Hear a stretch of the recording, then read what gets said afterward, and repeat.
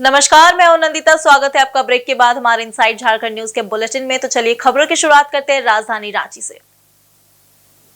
राजधानी रांची के press club सभागार में झारखंड कांग्रेस प्रभारी के राजू और प्रदेश कांग्रेस अध्यक्ष केशव महतो कमलेश की अध्यक्षता में झारखंड कांग्रेस राज्य कार्यकारिणी की बैठक आयोजित की गई है।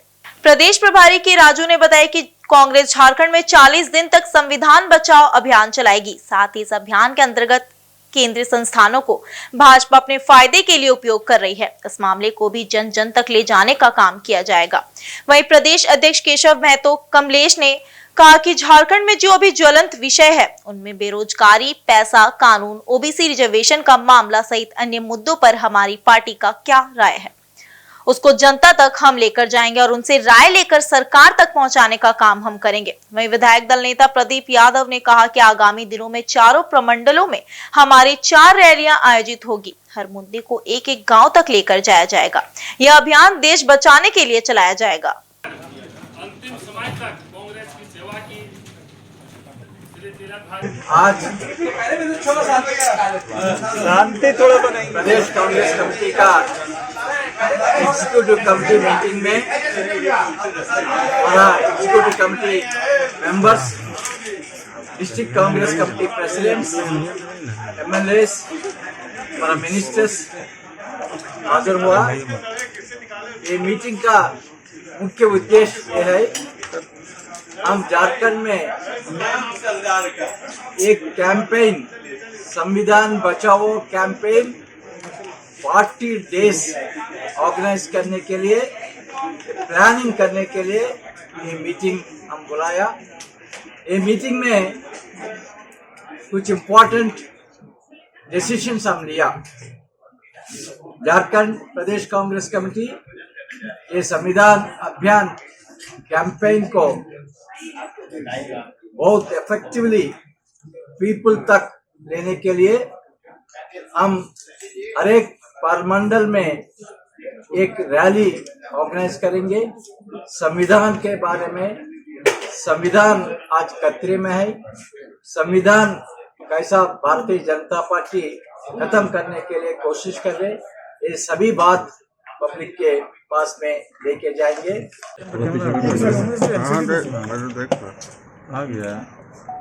आज 22 तारीख को प्रदेश कांग्रेस कार्यकारिणी समिति की अहम बैठक हुई। अब बैठक में हमारे इसके पूर्व 3 महत्वपूर्ण तिथियों को बहुत महत्वपूर्ण निर्णय लिए गए थे। हमारे 24 दिसंबर 2019 को बेलगावी में जहां हमारे महात्मा गांधी जी 100 साल पहले अध्यक्षता किए थे, राष्ट्रीय अध्यक्ष माननीय खड़गे साहब और माननीय हमारे नेता राहुल जी की उपस्थिति में 2025 के वर्ष को संगठन सृजन के रूप में और जय बापू, जय भीम और जय संविधान, ये दोनों प्रस्ताव पारित किए गए थे।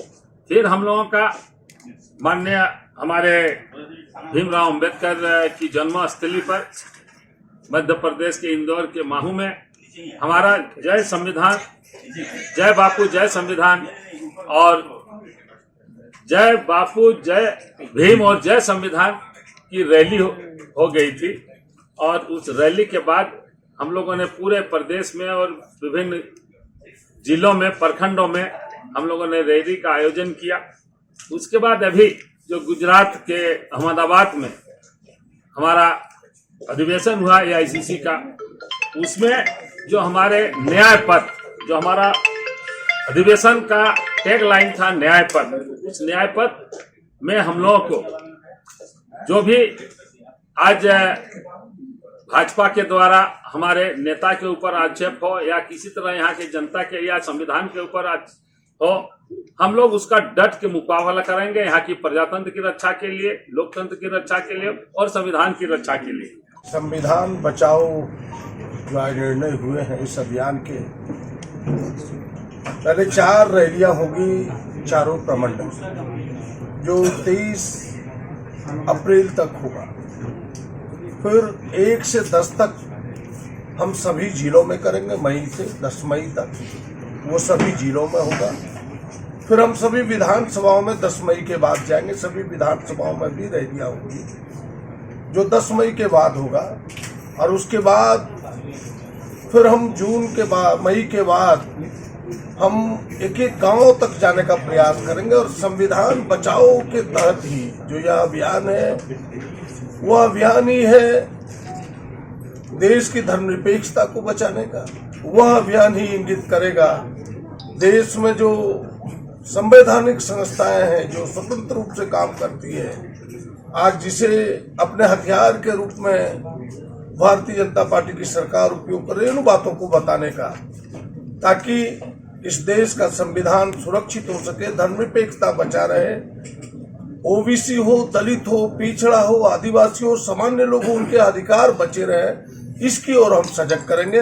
और ये तमाम चीजें, और प्रभारी जी ने यह भी आपको कहा एक विषय कि जो झारखंड की समस्याएं हैं, जो ओबीसी आरक्षण की बात हो, चाहे नगर पालिका में ओबीसी की आरक्षण की बात हो, चाहे पेशा कानून हो, चाहे लैंड बैंक हो, इन तमाम विषयों पर, चाहे फिर कॉन्ट्रैक्ट या आउटसोर्सिंग नौजवानों की बात हो, उस पर पार्टी की क्या राय है, उससे हम जनता को अवगत कराएंगे और उन चीजों को सरकार से मिलकर के इम्प्लीमेंट कराने का प्रयास करेंगे।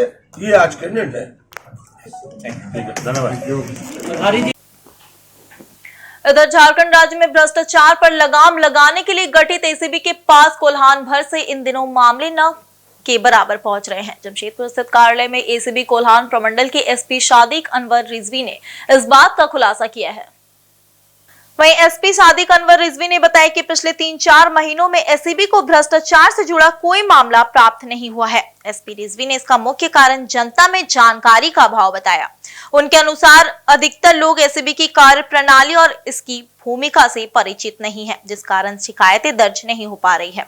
उन्होंने जनता से अपील करते हुए कहा कि अगर किसी भी सरकारी कर्मचारी द्वारा काम के बदले पैसे की मांग की जाती है तो इसकी शिकायत एसीबी में अवश्य करें।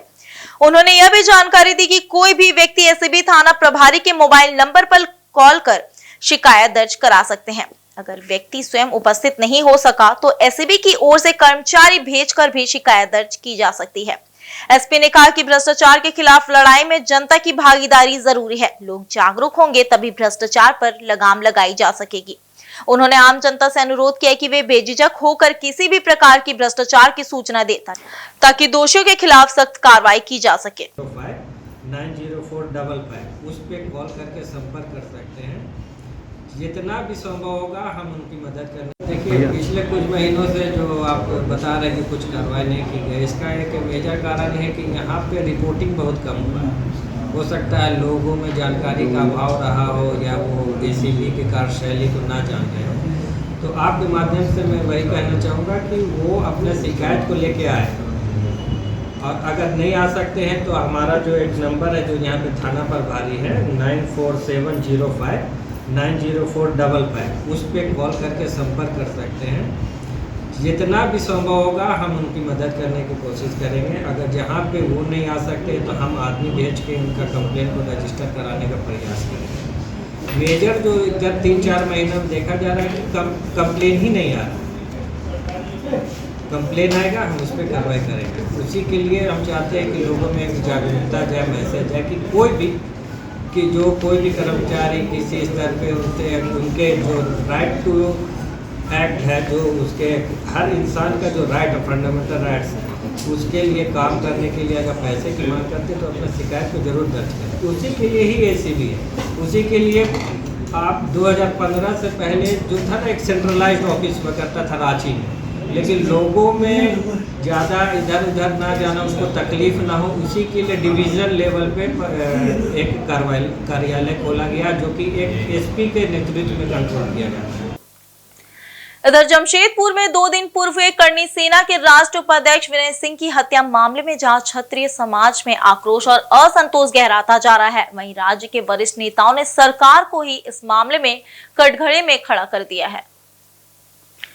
वहीं पूर्व मुख्यमंत्री रघुवर दास ने इस मामले में तीखी प्रतिक्रिया करते हुए कहा कि सिर्फ जमशेदपुर ही नहीं बल्कि पूरा झारखंड अपराध के शिकंजे में जकड़ा हुआ है। उन्होंने कहा, रांची, जमशेदपुर, धनबाद जैसे शहरों में आपराधिक घटनाएं लगातार बढ़ रही हैं। मुख्यमंत्री विदेश दौरे पर है, ये अच्छी बात है। अगर वे निवेशकों को ला रहे हैं, लेकिन गृह विभाग भी उन्हीं के अधीन है। अपराध पर लगाम लगाना उनकी जिम्मेदारी है। रघुवर दास ने स्पष्ट कहा कि निवेशक वहीं आते हैं जहां कानून का राज हो और माहौल सुरक्षित हो, लेकिन राज्य में बढ़ते अपराधों को देखते हुए यह कहना मुश्किल है कि कोई भी निवेशक यहां आने का जोखिम उठाएगा। घट रही है। इस सरकार के आने झारखंड की औद्योगिक राजधानी कहा जाता है।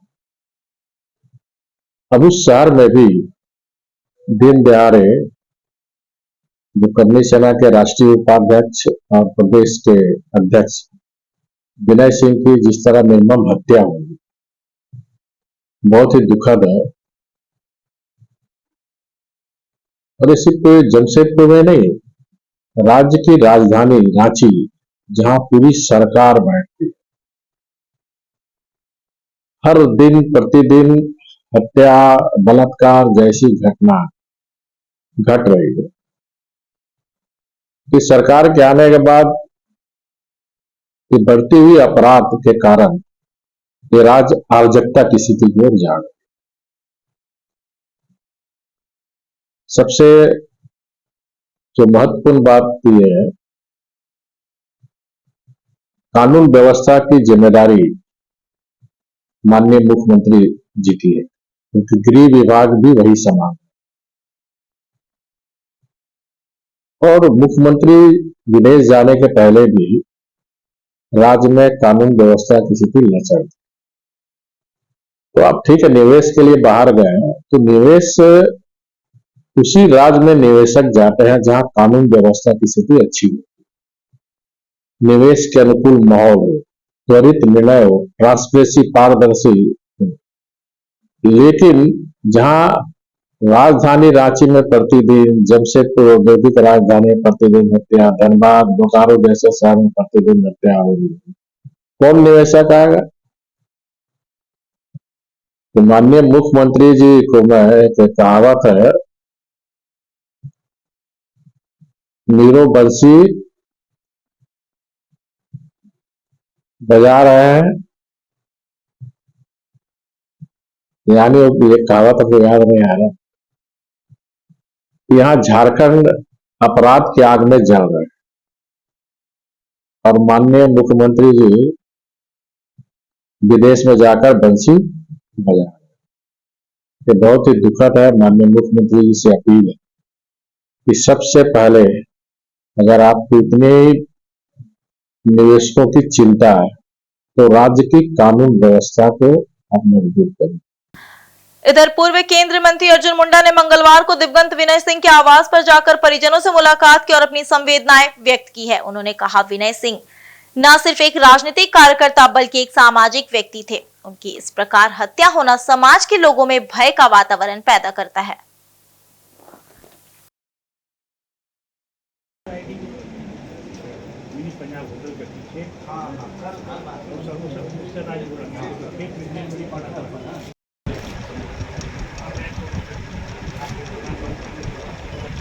सेना के अध्यक्ष के रूप में सामाजिक सरोकारों से जुड़ करके लगातार काम करते रहे हैं और उनका अकस्मात इस तरह की सूचना मिले कि उनके हत्या कर दी गई। हत्या की गई है, किन कारणों से की गई है या क्या मामला है, इसके पीछे क्या है, यह तो प्रशासन को त्वरित कार्रवाई करते हुए ढूंढ करके बताना चाहिए। प्रशासन इस कार्य में जोरदार ढंग से लगे, ये अपेक्षा है। और इस तरह के घटनाएं लगातार असुरक्षा के भावना को ज्यादा उत्पन्न कर रहा है और आम आदमी असुरक्षित महसूस कर रहा है। ये जो स्थिति है, ये स्थिति राज्य में लगातार बढ़ता जा रहा है और इससे राज्य बहुत बुरी तरह प्रभावित होने जा रहा है। इसलिए कि जब लोग आशंकित रहेंगे, दहशत में रहेंगे, इस तरह की घटनाएं घटेगी तो स्वाभाविक रूप से कामकाज करने वाले व्यक्ति का जो ऊर्जा है वो नकारात्मक होगा, क्योंकि लोग देखेंगे कि मुझे तो किसी चीज के बारे में ये नहीं है कि मैं घर वापस आऊंगा या नहीं आऊंगा।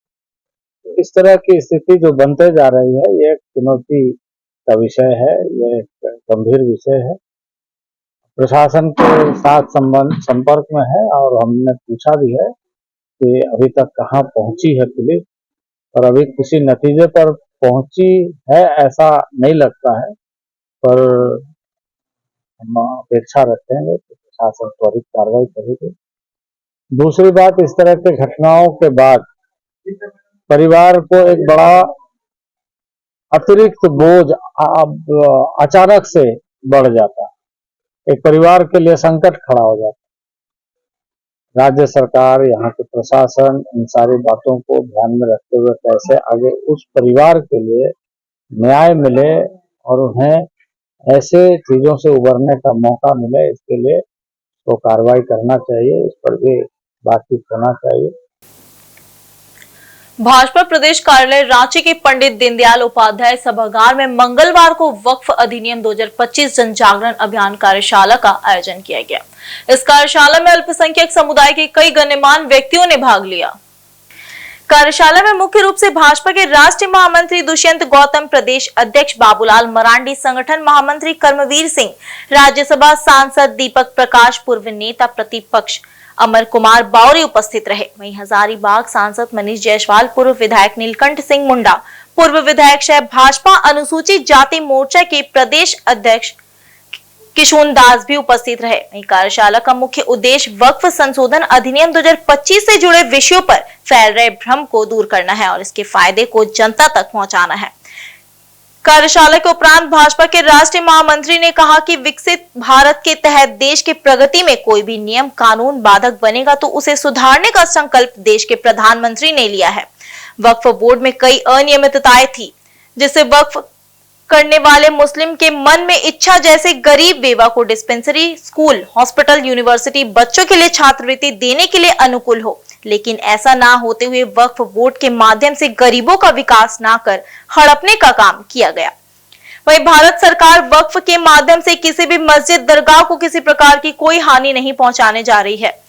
सिर्फ और सिर्फ ऐसा भ्रम फैलाने का काम किया जा रहा है। अभी वर्तमान में जो वक्फ संशोधन कानून आया है, उसके तहत वक्फ करते हुए भी वक्फ करने वाले को अपने पूरे परिवार से पूछना पड़ेगा। घर की माता, बहनें, बेवा को यदि जरूरत हो तो उन्हें उनका हिस्सा दिया जाएगा। वक्फ की प्रॉपर्टी में स्कूल, कॉलेज, अस्पताल बनाने का काम किया जाएगा। वक्फ संशोधन के विषय पर जन जागरण के माध्यम से जनता के बीच जाकर भारतीय जनता पार्टी इसकी अच्छाइयों को बताने का काम कर रही है। अब मैं मंच पर बैठे माननीय अतिथियों से कहूंगा, आज इस प्रेस वार्ता में उपस्थित सभी पत्रकार बंधुओं, मंच पर बैठे हुए भारतीय जनता पार्टी के और अल्पसंख्यक मोर्चा के पदाधिकारीगण, सभी का हार्दिक अभिनंदन। बंधु, आज देश के प्रधानमंत्री ने जिस प्रकार से संकल्प लिया हुआ है, देश के विकास में कोई भी नियम कानून बाधा बनेगा तो हम उसको सुधारते हुए विकसित भारत के कल्पना के अनुरूप देश को चलाने का काम करेंगे। अनेक चुनौतियां हमारे सामने आई, जो राष्ट्रीय हित में हमने उनको आगे बढ़ाने का काम किया। जैसे धारा 370 क्योंकि देश के ऊपर कलंक था, देश के अपने अलावाबाद दिखाई दे रहा था। सीएए जो उस समय के तथाकथित सभी नेताओं की इच्छा थी, लेकिन उसमें भी एक दुर्भाग्यपूर्ण भ्रम फैलाया गया कि सीएए से नागरिकता चली जाएगी। 4 साल में एक भी व्यक्ति की नागरिकता नहीं है, उसे नागरिकता देने वाला था। राम मंदिर में अनेक अड़चने आई हुई थी, लेकिन आज सभी का मान में गौरव होता है कि राम मंदिर बनने तैयार हुआ। ऐसे अनेकों चुनौतियां, 3 तलाक, दूसरी से तो देश के विकास में घोड़े अटका रही थी, सबको हमने संशोधित करने का काम किया। उसमें वक्फ बोर्ड जिसमें अनेकों ने अद्वितीयता थी, उस अद्वितीयताओं के कारण वक्फ करने वाले मुस्लिम समुदाय के लोग हैं, उनकी मन की इच्छा जो थी वक्फ करते हुए कि मैं जिस प्रॉपर्टी को या धन को वक्फ कर रहा हूँ वो गरीबों के लिए, बेवाओं के लिए, स्कूल, डिस्पेंसरी, हॉस्पिटल, यूनिवर्सिटी, जो कमजोर है उनको पेंशन, बच्चों को छात्रवृत्ति देने के लिए अनुकूल हो। लेकिन ऐसा ना होते हुए वक्फ बोर्ड के माध्यम से जो गरीब लोग हैं उनके विकास ना कर हड़पने का काम किया गया। ऐसे अनेकों नेता हैं, विपक्ष में भी हैं और कांग्रेस भी हैं, जिन्होंने कम लीज पर जमीन को ले लिया, वहाँ मॉल्स बनाए गए, रिसोर्ट बनाए गए, होटल बनाए गए, कॉलोनियां काट दी गई। और यही नहीं है, मुस्लिम समाज जहाँ पर कम्युनिटी हॉल है मेरठ के अंदर, जहाँ क्लिनिक चलता था, वहाँ पर अनेकों काम चलते थे मुस्लिमों के लिए, उसको भी वक्फ ने लेकर धराशायी कर दिया। ऐसे वक्फ के अनेकों ने व्यापारियों को उनके दुकानें वक्फ में लेकर बंद कर दी गई और उनसे जो रोजगार मुस्लिम लोग ले रहे थे उनका खत्म कर अन्य किसी को प्रभाव में आकर वक्फ ने काम किया। मोदी जी की सरकार, भारत सरकार वक्फ के माध्यम से किसी भी मस्जिद को, किसी भी दरगाह को और जो प्रॉपर्टी का मालिक मुस्लिम है उसको नहीं छेड़ने वाली है। तो ये भ्रम पैदा कर रहे हैं समाज के अंदर। जो जमीन है जिसकी कमाई एक अच्छी होनी चाहिए थी, और मैं मान के चलता हूँ तो ईमानदारी से काम किया जाता तो सऊदी अरब से ज्यादा अमीर हमारे देश के मुसलमान होते, लेकिन वो ना कर एक प्रॉपर्टी डीलर की तरह अपने लोगों को लाभ पहुंचाना, अपने जो मुसलमान थे जिन पे अत्याचार किए वो भी मुसलमान ही थे, अनेक गुरुद्वारों को वक्फ घोषित कर दिया गया। और 2013 में कांग्रेस से जाते जाते वक्फ की ये स्थिति कर दी कि वक्फ जिसको देख के कहेगा ये वक्फ की जमीन है तो वो वक्फ की होगी। आइए अब बात करते हैं आदितपुर में संचालित द सोशल पाठशाला ट्रेनिंग इंस्टीट्यूट की, जो बुजुर्गों को साइबर फ्रॉड से बचाने में कारगर साबित हो रहा है।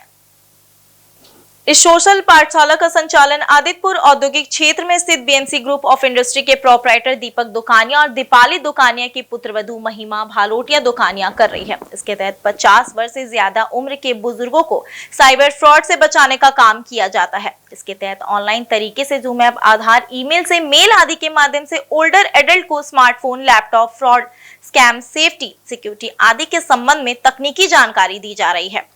इटली के मिलान से luxury goods and services management में मास्टर्स की पढ़ाई पूरी कर चुकी महिमा मैरियट इंटरनेशनल हॉस्पिटैलिटी के मार्केटिंग और ब्रांडिंग विभाग में काम करने के दौरान सोशल मीडिया पर प्रशिक्षण देने का काम करती थी।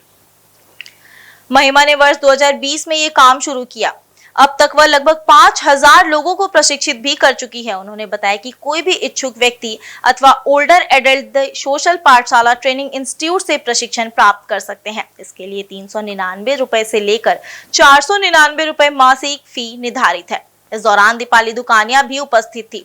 ट्रेनर महिमा भालोटिया दुकानिया ने बताया कि अब तक हजारों ऑनलाइन सेशन में इन्होंने 5000 से अधिक लोगों को ट्रेनिंग दी है, जिससे वह टेक्निकल रूप से जानकारी हो रहे और उन्हें काफी फायदा मिल रहा है। एक और कोई आंटी ने भेजा बिल्डिंग जो वेबसाइट कंपनी का था उस पे लाइक कमेंट करवाते थे, ये माध्यम भी है एक फ्रॉडिज्म का, तो उसको लेकर के कुछ बताइए।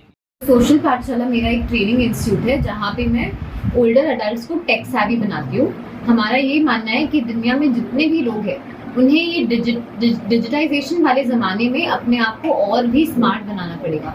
इतने सारे स्कैम्स बढ़ रहे, इतने सारे फ्रॉड्स बढ़ रहे, उससे बचने के लिए आप कैसे बचेंगे? आप अपने आप को और वेल इन्फॉर्म्ड बनाएंगे। आप जानेंगे कि ये फ्रॉड क्यों होता है, कैसे होता है और कैसे आप अपने आप को इससे बचा सकते हो। तो सोशल पाठशाला ने अभी तक 5000 लोगों को टेक सेवी बनाया है और हमारे स्टूडेंट्स को हम फॉर्मली सेनेजर्स बुलाते हैं। सेनेजर्स मतलब सीनियर टीनेजर्स जो वापस स्कूल जा रहे हैं अपने आप को टेक सेवी बनाने के लिए। तो हमारे स्टूडेंट्स जितने भी है वो काफ़ी एजुकेटेड लोग हैं। एक्स इंडियन नेवी कैप्टन, एक है ऑर्थोडोंटिस्ट, एक है ऑर्थोपेडिक सर्जन। जितने भी लोग हैं इन्हें भी पता है कि उन्हें कितना इम्पोर्टेंट है टेक सेवी बनने के लिए, एंड उसके लिए वो सेशंस में आते हैं, वो अपने आप को और भी इन्फॉर्म्ड बनाते हैं ताकि वो अपने फैमिली मेम्बर्स अपने आप को प्रोटेक्ट कर सके ऐसे फ्रॉड से।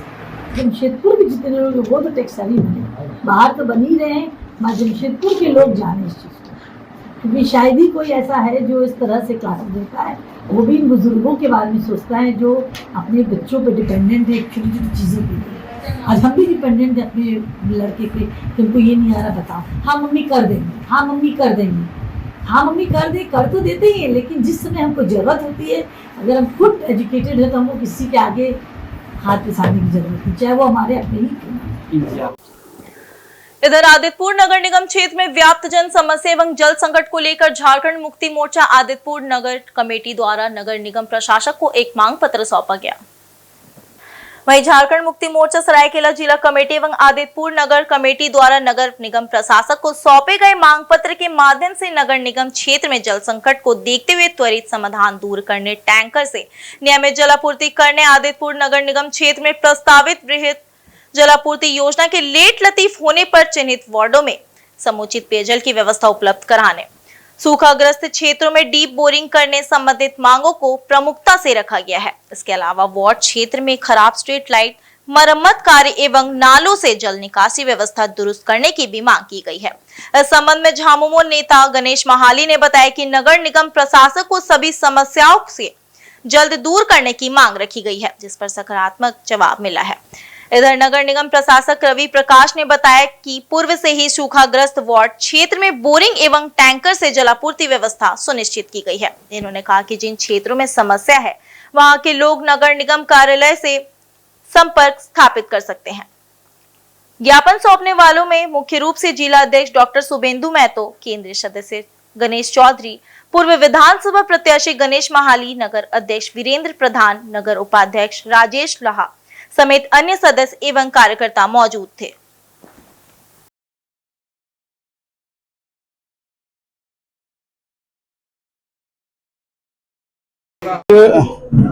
आदित्यपुर नगर निगम क्षेत्र में पानी का जो घोर किल्लत को लेकर आज हमारे आदित्यपुर नगर अध्यक्ष वीरेंद्र प्रधान जी के अध्यक्षता में आज हमारे जिलाध्यक्ष डॉक्टर शुभेंदु महतो जी की अगुवाई में आज हम लोग आदित्यपुर नगर निगम के आयुक्त से एक ज्ञापन के माध्यम से आदित्यपुर नगर निगम क्षेत्र के विभिन्न समस्याओं को लेकर आज अवगत कराए हम लोग कि आज गर्मी के चिलचिलाती गर्मी में जिस तरह आदित्यपुर नगर निगम क्षेत्र में जो पानी के जो घोर किल्लत को देख रहे हैं हम लोग, उसको दुरुस्त करने का मांग किए ताकि आदित्यपुर नगर निगम क्षेत्र में रहने वाले सभी परिवार के लोगों को समय पर पानी मिले, समय पर बिजली मिले, और यहाँ जो ग्रामीण क्षेत्र हो चाहे आपका हाउसिंग या कॉलोनी क्षेत्र में जो भी आपका हाईमास्ट जो भी लगा है, आपका स्ट्रीट लाइट जो भी लगा है जो आपका खराब है, और सबको तुरंत दुरुस्त करके लोगों को सुविधा उपलब्ध कराया। और एक प्रतिनिधिमंडल हमसे मिलने के लिए आया हुआ था, इसमें चर्चा हुई, उसकी अभी गर्मी को दिनों देखते हुए पानी के संबंध में चर्चा हुई। इसके अलावा रोड भी था, इन सभी चीज़ों पर चर्चा हुई कि आप सब ग्रामीण क्षेत्रों में खासकर फोकस करके वाटर सप्लाई किया जाए, रोड नाली को बनवाया जाए। मैंने उनको आश्वस्त किया है कि इस बार हम लोग ग्रामीण क्षेत्र जो हमारा निगम से छटा हुआ ग्रामीण क्षेत्र है, जो बस्ती क्षेत्र है, उस क्षेत्र में हम लोग फोकस करें। जमशेदपुर के उलिडी के खड़िया बस्ती तिर्की गार्डन के पीछे 19 अक्टूबर को कारपेंटर ननकू लाल की हुई हत्या के मामले का खुलासा आज सिटी एसपी कुमार शिवाशीष ने प्रेस वार्ता में कर दिया है।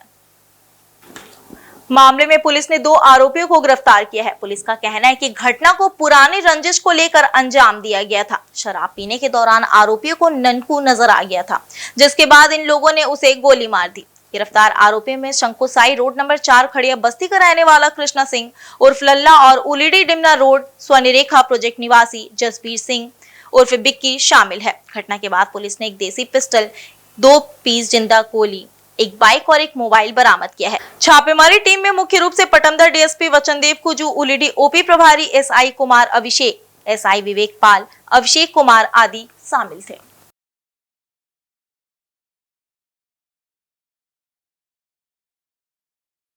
आपको याद होगा दिनांक 19 अप्रैल 2025 को ओलीडी ओपी क्षेत्र अंतर्गत खड़िया बस्ती में जो तिरकी गार्डन स्थित है उसके पास एक क्रिकेट मैदान है जिसमें कारपेंटर ननकू लाल की हत्या कर दी गई थी गोली मारकर। इसमें हमने एक एफआईआर रजिस्टर किया था ओलीडी ओपी संख्या 9425 जिसमें हमने मर्डर के धारा लगाए थे और आर्म्स एक्ट के धारा लगाए थे। जिसके बाद एक डीएसपी पटमदा के अंदर एक टीम गठित कर दी गई थी और हमने तकनीकी इंटेलिजेंस को यूज करके और मानवीय इंटेलिजेंस को यूज करके इसमें 2 लोगों की गिरफ्तारी की है।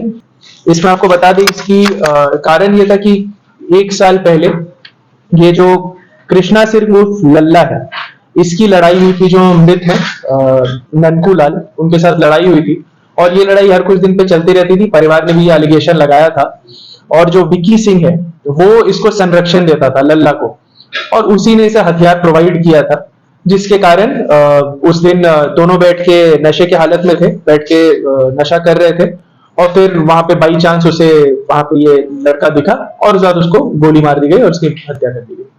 अभी परिवार वालों ने जिन पे एलिगेशन लगा उन पे जब तक अभी साक्ष्य पर्याप्त नहीं आएंगे तो उनको जेल भेजना उचित नहीं होगा। इसके अलावा भी कुछ लोग हमारे सूचना में आ रहे हैं बट उनका नाम अभी डिस्क्लोज कर देंगे तो रेड्स में हमारी प्रॉब्लम। आज के बुलेटिन में सिर्फ इतना ही। कल मिलते हैं कुछ नए समाचारों के साथ, तब तक के लिए देखते रहिए इनसाइड झारखंड न्यूज। धन्यवाद।